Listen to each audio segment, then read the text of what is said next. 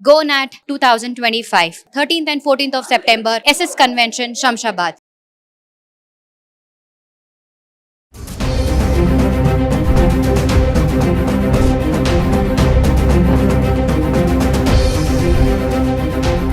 నమస్తే, welcome back to Suman TV. Present మనతో పాటు ఉన్నారు consumers affairs committee chairman Mandari Krishna Reddy గారు.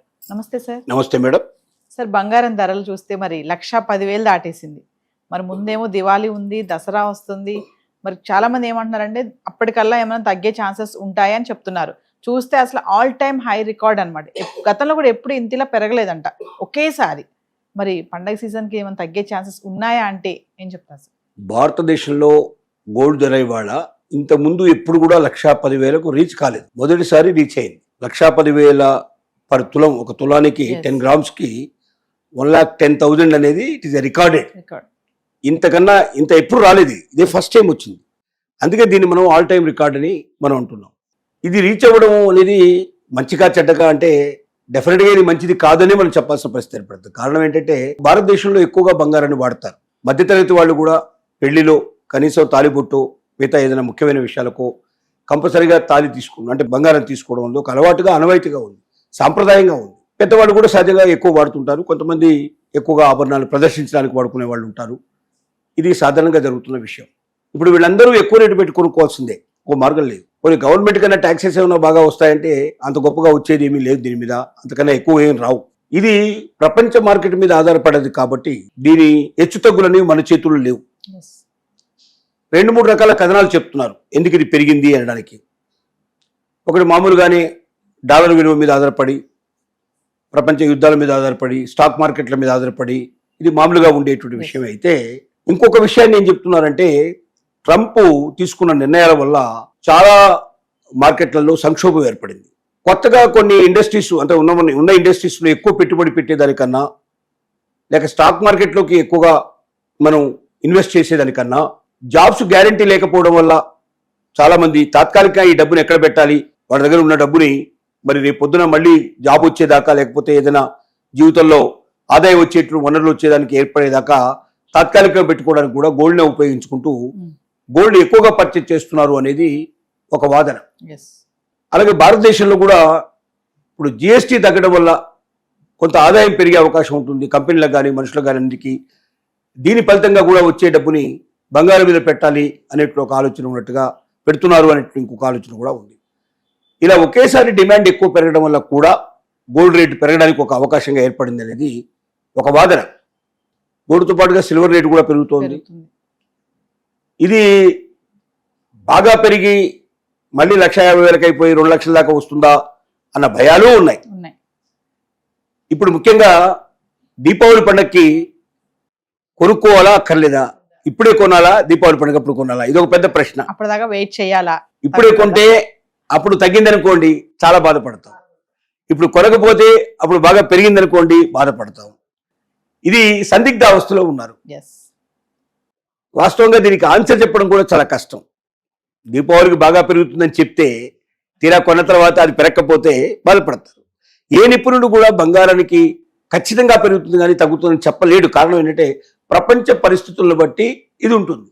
ప్రపంచంలో పరిస్థితులు ఎప్పుడు మారుతాయో, ఎలా మారుతాయో, ఏ క్షణంలో మారుతాయో మనం చెప్పలేం. ఉదాహరణకు మనం నేపాల్ చూస్తున్నాం. మన దాకా ప్రశాంతంగా ఉన్న నేపాల్ ఇవాళ రావణ కాష్టంలాగా రగిలిపోతూ ఉంది. ప్రధానమంత్రి ఇంతకుముందు ఉన్న మాజీ ప్రధానమంత్రి ఇళ్లను కూడా కాల్చేస్తున్నారు.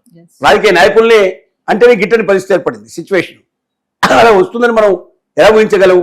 నిన్నటిదాకా ఒక భద్రతగా ఉన్నటువంటి ఒక ప్రధానమంత్రి, ఒక రాష్ట్రం, ఒక రాజ్యం, ఒక సర్వాధికారం ఉండేటువంటి రాజ్యంగా ఉన్నటువంటి ఒక దేశం ఇవాళ రావణ కష్టంలాగా కాలిపోయే పరిస్థితి ఏర్పడిందంటే, మనకు ముందు బంగ్లాదేశ్ చూసాం, అంతకుముందు మనం శ్రీలంక చూసాం. ఇలా ఒక్కొక్క దేశం ఇలా జరుగుతున్నాయి.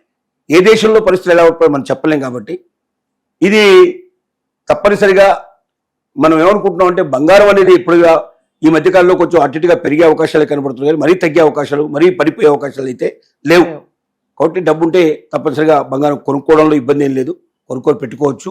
మరి ఖచ్చితంగా దీపావళి అంటే దీపావళికి టైం ఉంది కాబట్టి దీపావళిలోగా పడిపోయేది ఏమిటి వచ్చేది ఏమిటని మనం ఇప్పుడే గ్యారంటీ మనం చెప్పలేము.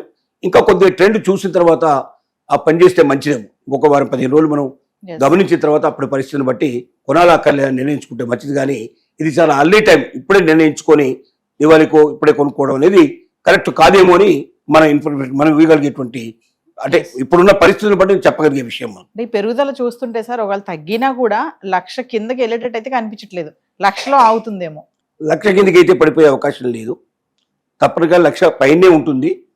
1,00,000 నుంచి 1,10,000 మధ్యలో తిరుగుతుంది. దాదాపు మళ్ళీ 15 రోజులు నెల రోజులు తిరిగే అవకాశాలు ఉన్నాయి. కొంచెం పెరగడం కొంచెం తగ్గడం సామాన్యంగా జరుగుతుంది. 1,00,000 కిందకి దిగదు, 1,30,000 పైకి అయితే పోదు. ఈ రెండింటి మధ్యలో ఉండే అవకాశాలే మ్యాక్సిమం మనకు కనబడుతున్నాయి. ఇది 1 మాసం నుంచి కనీసం 2-3 మాసాల వరకు టైం తీసుకుంటుంది ఈ తగ్గడం పెరగడం అనేది. తర్వాత ఒకేసారి మళ్ళీ కొంత ప్రయాణం వెనక్కో ముందుకో ప్రయాణం చేసే అవకాశాలు ఉంటాయి. సో ఏదేమైనా సార్ పండగ సీజన్ దగ్గరకు వస్తుంది కాబట్టి కొనాలా వద్దా అనేది మాత్రం ఖచ్చితంగా మీరు అన్నట్టు కొంటే ఏంటి కొనకపోతే ఏంటి ఏది చెప్పలేము. అందుకే కొద్దిగా వెయిట్ చేయడం మంచిది అంటున్నాం. మరి పండుగ అంత దూరం వెళ్లకుండా దానికి మధ్యలో ఇంకొక 10-15 డేస్ వెయిట్ చేసి పరిస్థితులు ఎలా వస్తున్నాయో రోజు రోజుకు పెరుగుతూ కనబడతాయి, తప్పనిసరిగా పెరుగుకోవడం మంచిది. తగ్గుతున్నట్టు కనిపిస్తే కొంచెం వెయిట్ చేస్తే మంచిది అనేది మనం ఇచ్చేటువంటి సలహా. ఎస్, సో గతంలో ఎప్పుడు ఇలా పెరగలేదు కదా సార్ బంగారం, మరి ఇంత ఆల్రెడీ ఢిల్లీలో 1,12,000 నడుస్తుందంట ఆల్రెడీ. అంటే మీరు గతంలో అంటే నేను ఏం చెప్తున్నా, ఎప్పుడో 10,000-20,000 ఉండేట్టు తులానికి ఉండేటువంటి రేటు నుంచి 110 దాకా వచ్చింది కదా. అంటే ఈ మధ్యకాలంలో పెరుగుతూ వచ్చిందే కదా. 110 కన్నా అంటే 110 అంతా ఇప్పుడు లేదు. 110 అనేది 1,10,000 అనేది ఇది హైయెస్ట్ గరిష్ట రికార్డ్ అన్నట్టు ఇది. అంటే ఈ రికార్డుకు ఇంతకు మించి ఇంతవరకు ఎప్పుడు లేదు రేటు. ఇదే ఫస్ట్ టైం 1,10,000కు వచ్చింది. కాబట్టి గతంలో ఉండే అవకాశం ఎట్లాగూ లేదు. కానీ గతంలో ఈ 5,000, 7,000 రూపాయల డిఫరెన్స్ ఎప్పుడో చాలా సార్లు వచ్చింది. అట్లా 10,000 కూడా డిఫరెన్స్ వచ్చిన టైం ఉంది. 10,000 ఒకేసారి పెరిగిన పరిస్థితి కూడా ఉంది. కాబట్టి పెరగడం అనేది సాధ్యమే, కానీ 1,10,000కు రీచ్ అవ్వడం అనేది అందరినీ ఆశ్చర్యపరుస్తున్న విషయం. ఇది బహుశా ఆల్ టైమ్ రికార్డుగా ఉంది. కాబట్టి భవిష్యత్తులో ఇంతకన్నా పెరుగుతుందా ఇంతకన్నా తగ్గుతుందా అనేది ప్రపంచ పరిస్థితులను బట్టే ఉంటుంది. వెయిట్ అండ్ సీ అని మాత్రమే మనం చెప్పగలుగుతాం. Thank you.